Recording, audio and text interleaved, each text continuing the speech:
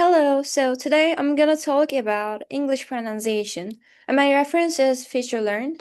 So first, what is FutureLearn? FutureLearn is an online learning platform in partnership with 23 leading universities to provide learning opportunities that let you gain new skills. And today's presentation is about week 3 of English pronunciation, the consonants. So the content is consonant grid, three parameters, consonant clusters, aspiration, why are letters sometimes silent in English, and tricky consonants. So, first, this is the IPA consonant grid with all known consonants of languages in the world. Even though today I'm going to talk about English consonant grid, I just wanted to show the IPA consonant grid, the general consonant grid, to have an idea. And as you can tell, there are a lot of parts of that. So, there are three parameters while pronouncing consonants. So the first one is voicing. It refers to whether your vocal cords vibrate or not. And usually a voiced consonant, while pronouncing a voiced consonant, your vocal cord vibrates. Like saying bad or do, your vocal cord vibrates. And you can feel it by touching your throat. And with the voiceless consonant, usually they are not vibrating, like pat and to. And the second one is the place of articulation. It means where in your mouth or throat the airflow is blocked or changed when you make a sound. And eight ways of pronunciation we have. The first one is bilabial, two lips. For example, pen, book, and man. As you can tell, my lips touch each other while saying those words. And the second is labiodental, lip plus teeth, fish and very. My bottom lip touches my upper teeth. And the third is dental, teeth, think, and this. So my tongue touches my back of my upper teeth. And now we have alveolar, tongue plus alveolar ridge, top, dog, sun, and zoo. So my tongue touches my alveolar ridge, and you can feel it by practicing yourself. And the fifth is post-alveolar, tongue slightly behind alveolar ridge, like she, measure, chair. It does not touch, but slightly behind it. And the sixth is palatal, I don't know how to pronounce it. Tongue plus hard palate while saying yes. And then the seventh, valor, tongue plus the soft palate. Cat, go, and sing.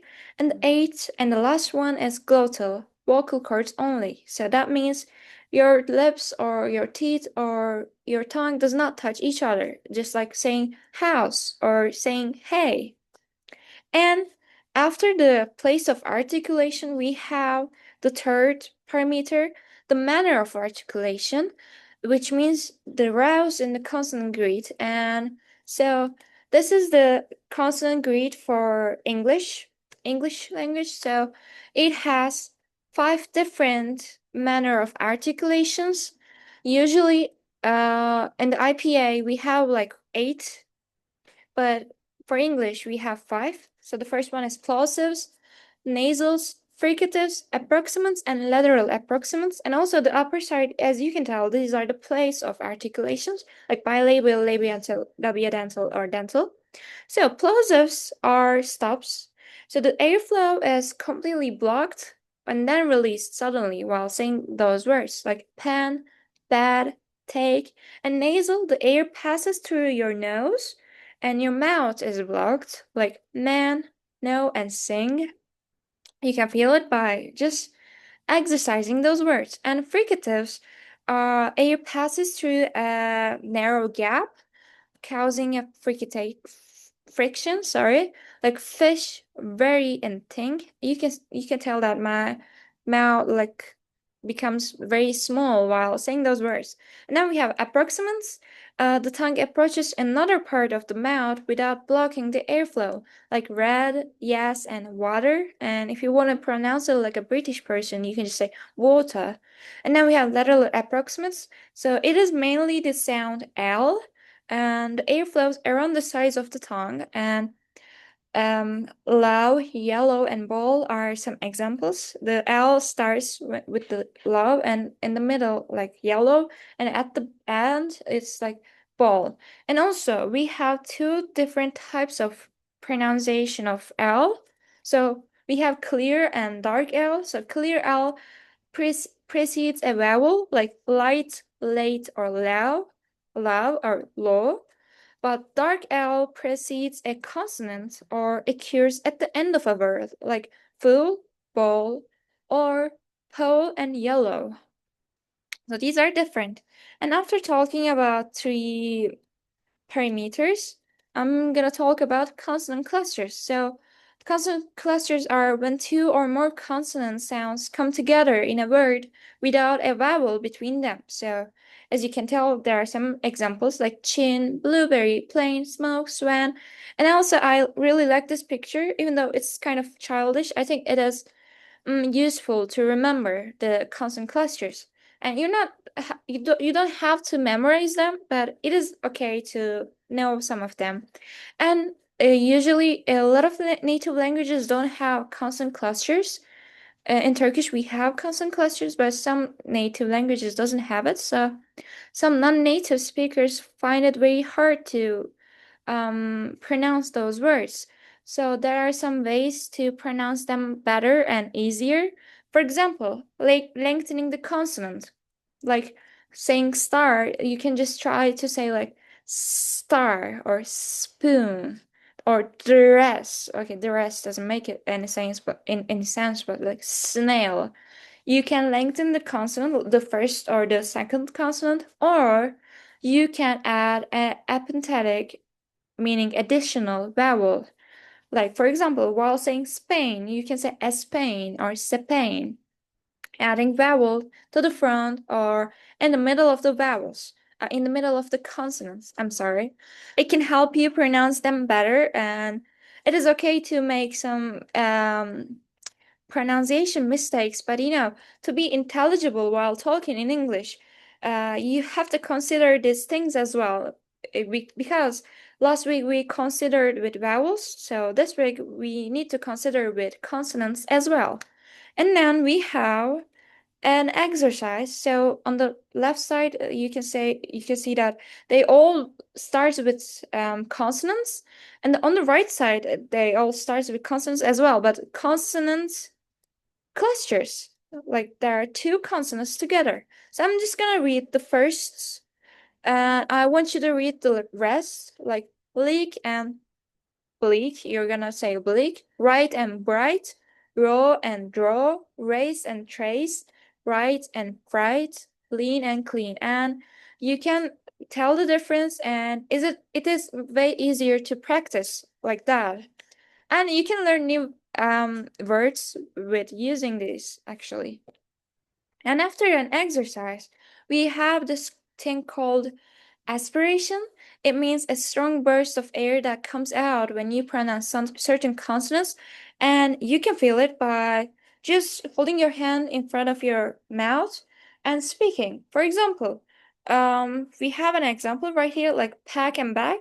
While saying pack, I can feel the air, but while saying bag, I don't feel the air. So P and B can be confusing, but you can try it like that, or you can just use a paper and hold it like this and talk like pack, bag, punch, bunch, pull, and ball. So the P makes it more, I guess, air flows, like air flow, so it makes it more airy. I don't know if it's a word, but it is different from each other. And while saying B, it does not make any difference.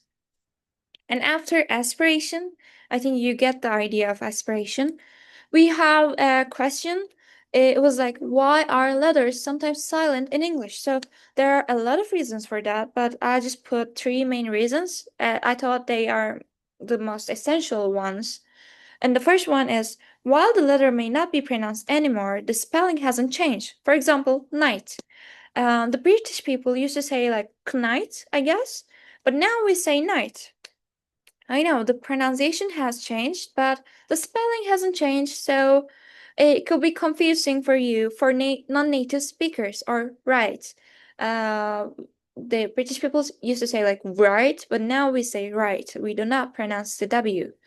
And letters may also be left unpronounced because they occur in difficult sound combinations, for example, Wednesday or handsome.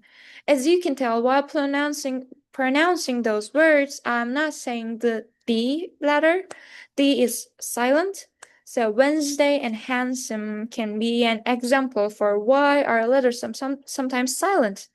And it could be depending to some extent on the origin of the word, whether it was borrowed from Greek or French. So Greek words are mostly like scientific words like phone, chemistry, and psychology, while French words are like cultural and formal, like boutique, nation, chef, and honest. And it could be the reason why our letters sometimes silent in English. And it's great to know, it's great to have a knowledge about that. And then we have the tricky consonants. So I'm not gonna talk about them a lot, but you know, there are, as you can tell, two sides, and the words have same consonants, starts with same consonants or not, and um, they may be similar to you. They may be similar to non-native speakers because, as you can tell, while pronouncing them, let me just pronounce it: cash and catch, mush and much, sip, zip, sheet, cheat, share and chair. It may sound the same, but of course, they are not the same words, and this could be tricky for non-native speakers. For example, while saying sheet and cheat, actually, it sounds a lot similar than I think, and even though they are not like written the same, it's kind of interesting to see how they are tricky. But to be intelligible as well, you have to be very focused on pronouncing these words, and you shouldn't be confused while talking in English, I guess. And then we have the S and Z difference. So we put S at the end of the word to multiply the word or to add something additional sometimes. So there are three types of pronunciation of that. First is just S, like fits, works, and wakes. The second one is like like pays, reads, and climbs. And the third one is like teaches, catches, misses, is. Uh, Normally we add a vowel and also the s, so it means like is. So these are three different pronunciations, and you cannot just say, for example, fits or fittest. You cannot say that. You have to say fits. So it is great to consider about them as well. And I think this is all I'm gonna talk about today. I hope you liked the video, and I hope it makes some sense for you to pronounce some consonants.